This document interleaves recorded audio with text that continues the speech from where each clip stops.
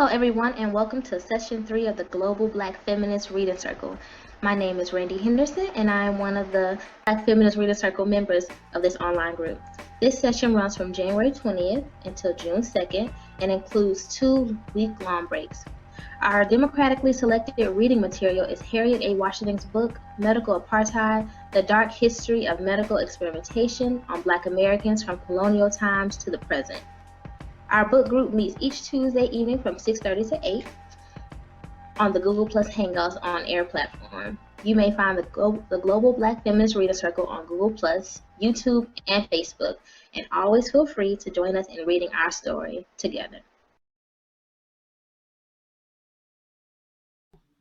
Welcome everyone to the Global Black Feminist Reading Circle. My name is Michelle Odom. I am located in Brooklyn.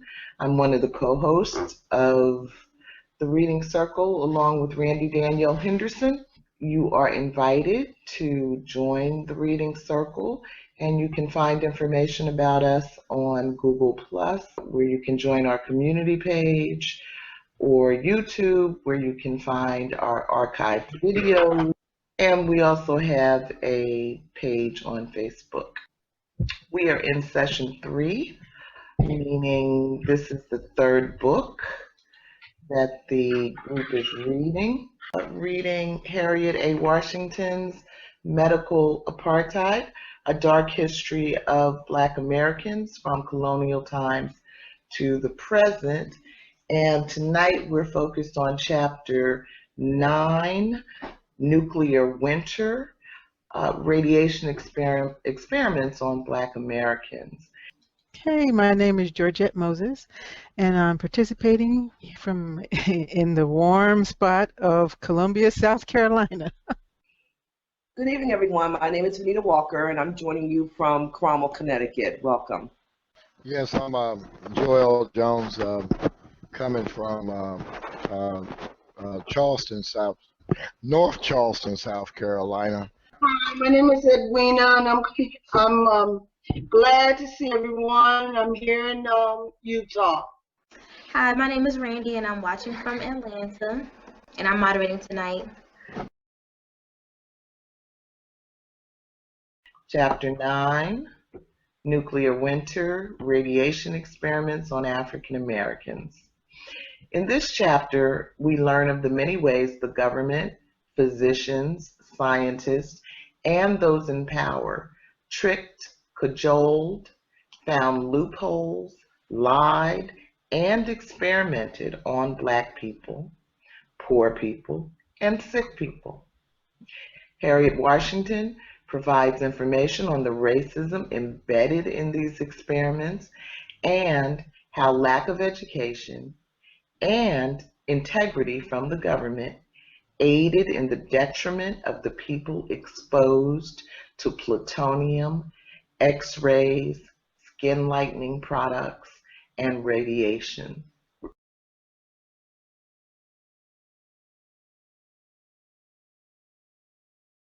Georgette, you want to read, go ahead and read F.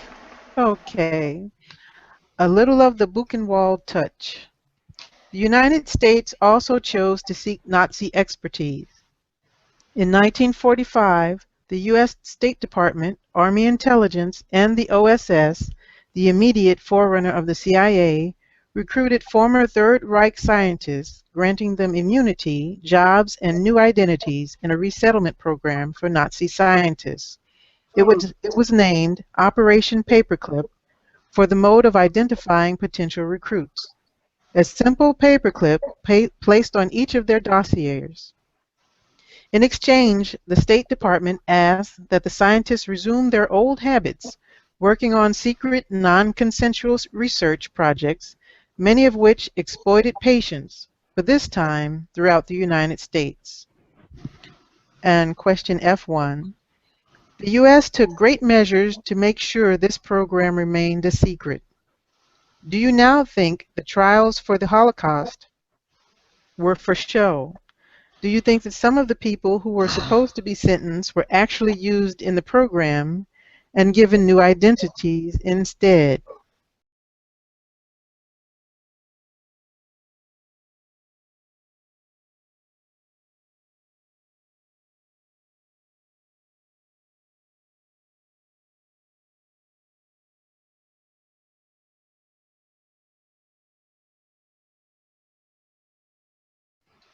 Hmm.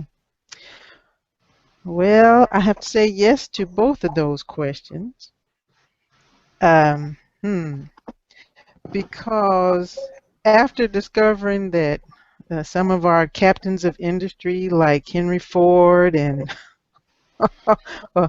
several of our elite families in the U.S., were involved in uh, helping Germany during the Carnegie, war. Yeah, Bushes. Carnegie. Yes, just let all the names roll off your tongue. They're all, Yeah. if they didn't die in the on the Titanic, they were probably involved in this. Good. I'm just saying. Yeah. Just saying. Yeah. And and I have to go back to that the terminology you used before, strategic. Oh, where was it? Um, I can't find it now. But it was a strategy. Yeah. Systematic strategy, a systematic strategy. So they knew, oh, these guys, they're over here doing some horrible things to these, Jewish people and gypsies and black people and Hmm. anyone who didn't fit their profile of the perfect genetic human. But the discoveries they made, oh, that was what really whetted the government's appetite. So they're willing to make a few concessions, a few hundred concessions, and set these guys up. They didn't have to pay for killing thousands of people, millions of people. They had money, and they were given the same prestige they had in Germany. And so, what does that say to all the scientists around them? What does that say to the people working under them and around them, that these cats who, think themselves superior to even this white American guy because of where he was, who his parents were, has done horrible things, but we're going to accept him and he's going to be an American citizen now, working for the government in the good of, Wow. our goals here, because we need to overthrow the Russians by any means possible, because communism is the next big threat. So, yeah, that's just really, it just makes everything that you've been told about in your history class, maybe in your social science class, maybe in your geography class, really just sound very hollow, because you're reading one thing and you're hearing one thing, but the reality is something totally different. And it has nothing to do with furthering every human being on the planet. It's got to do with money and power and whatever whatever they think is important at the time, because that may change. So yeah. Okay. Well, thank you, Georgette. Anybody else want to tackle that question or add something onto it before going to the next asterisk? Um, my mother was left-handed, and she had a terrible sense of direction. I used to hate going out with her from the time I was a little girl until the time she died, because you could be guaranteed to be out on going around in circles. But for some reason, I have a good sense of direction, and growing up with her also encouraged me to learn how to read a map. So I very seldom get lost when I'm driving. But she and I were on one of our long road trips. We used to drive all over the country, and it occurred to me one day to say to her, she never had an instinct about which way to turn. Should we go right? Should we go left? You get off 95 someplace and you're looking for some place to eat. And I finally I said to her, I said, well, what does your instinct say? And she said, well, it tells me I should go right. And I said, okay, well, go left. Go against your instinct. And from that point, she started getting it right. It was so funny because, most of us, we can follow our instinct and it sends us in the right direction. But it wasn't like that for her. So when I read this stuff, as Georgette said, it makes you feel like everything you hear is hollow. And, I think, Operation Sunshine, that was the piece where they were shipping the dead bodies and body parts from all over the country to Los Alamos. So they call it Operation Sunshine. I just think if we realize that whenever our government comes out and says that they are doing something altruistic, humanitarian, for the good of the people, if we stopped and said, well, what's the opposite of that? Yeah. We'd be looking in the right direction.